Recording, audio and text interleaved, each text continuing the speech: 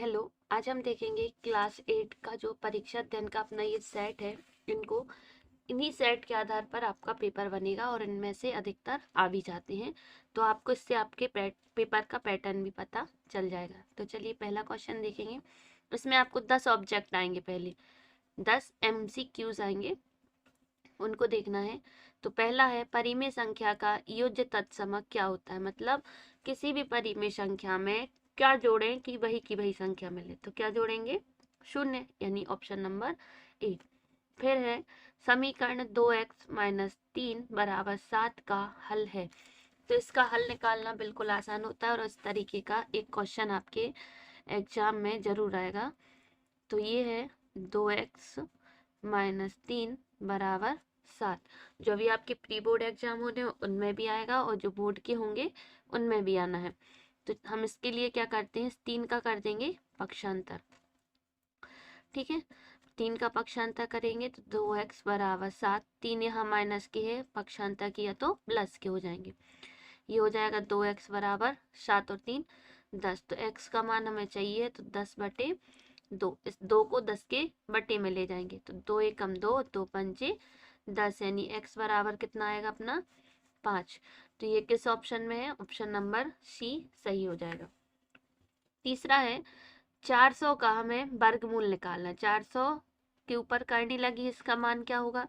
तो 400 का वर्गमूल, 2 जीरो है, इसका मतलब वर्गमूल में 1 जीरो मिलेगा, और 4 का वर्गमूल कितना होता है? 2।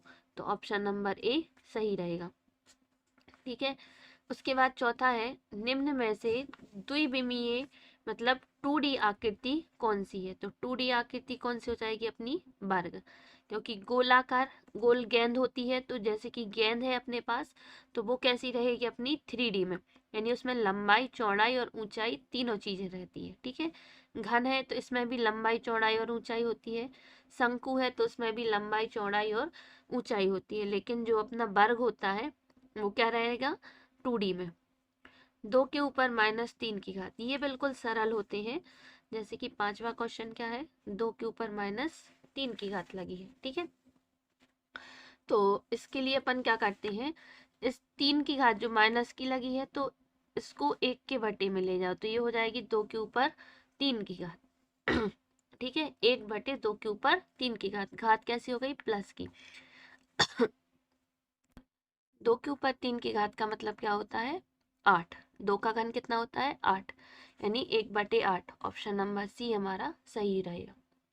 इसके बाद है छठवां क्वेश्चन, 4p² - 9q² के गुणनखंड होंगे। तो इसके गुणनखंड क्या होंगे? 4p² - 9q²। ठीक है, 4 को हम ऐसा लिख दें क्या? 2p का होल स्क्वायर, माइनस 9 को लिख दें 3q का होल स्क्वायर। ठीक है, तो कोई गलती नहीं होगी अपनी।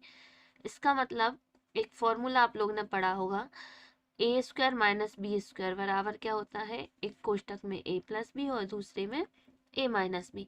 तो ये फॉर्मूला अपन इसमें लगा लेंगे और इसके गुणनखंड कर देंगे। तो इसके गुणनखंड क्या होंगे? 2p + 3q, और यहाँ हो जाएगा 2p - 3q। ठीक है, इस 2p पूरे को मानेंगे a और इसको मानेंगे b, तो ये लगा देंगे तो अपना ये आंसर कहलाएगा। ये जिस भी ऑप्शन में हो तो वो देख लीजिए।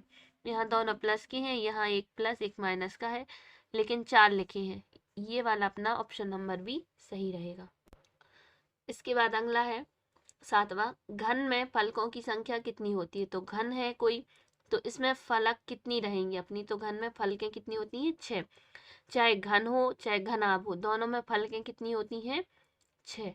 ठीक है, एक पासे को एक बार फेंकने पर 5 प्राप्त करने की प्रायिकता क्या होगी? तो 5 प्राप्त होना है तो इसकी प्रायिकता क्या रहेगी अपनी? 5। तो इसकी जो संभावित परिणाम है वो कितने हो जाएंगे अपने?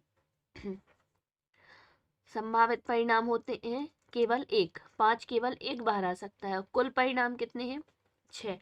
तो इसकी प्रायिकता क्या हो जाएगी? 1/6। ठीक है, ऑप्शन नंबर डी। एक समबाहुभुज का बाह्य कोण 60 अंश है, तो समबाहुभुज की भुजाओं की संख्या हमें पता करनी है।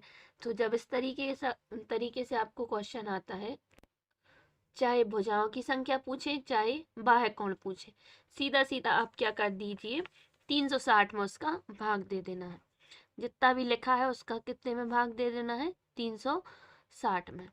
ठीक है, तो 60 है तो यहाँ से भाग देंगे तो 0 से 0 कट गया, 6 कम 6 और 6 छिंग 36, यानी कि भुजाओं की संख्या कितनी होगी, 6।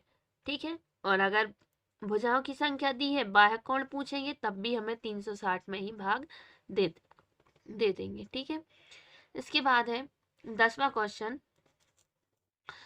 ये लिखा हुआ है तो इसके लिए अपन बटे में लिख देंगे। क्या लिखेंगे, 15x² y² z² बटे में 45x/z। ये लिख दिया। भाग में लिखा था तो बटे में, इसको काटेंगे, 15 एकम 15, 15 तिया 45। यहाँ 2 की घात है, यहाँ 1 की है तो एक बार कट गए। ये सब 2 2 की हैं, यहाँ नीचे 1 1 की है तो कट जाएंगे। या फिर आप घटाना चाहो तो घटा दो कि 2 में से एक घात घटेगी तो 1 बचेगी। ठीक है, और बटे में कितना बचेगा, 3। तो ये ऑप्शन किस में है अपना, 1/3 x/z। ऑप्शन नंबर बी सही रहेगा। ठीक है, चलिए अब अपन अगला देखेंगे अगली वीडियो में। Thank you. अगर आपको हमारी वीडियो समझ में आई है तो प्लीज़ हमारे चैनल को सब्सक्राइब कर लीजिए, ताकि इसी तरीके की वीडियो की जब भी मैं डालूँ तो उसकी नोटिफिकेशन सबसे पहले आपके पास पहुंच जाए। Thank you.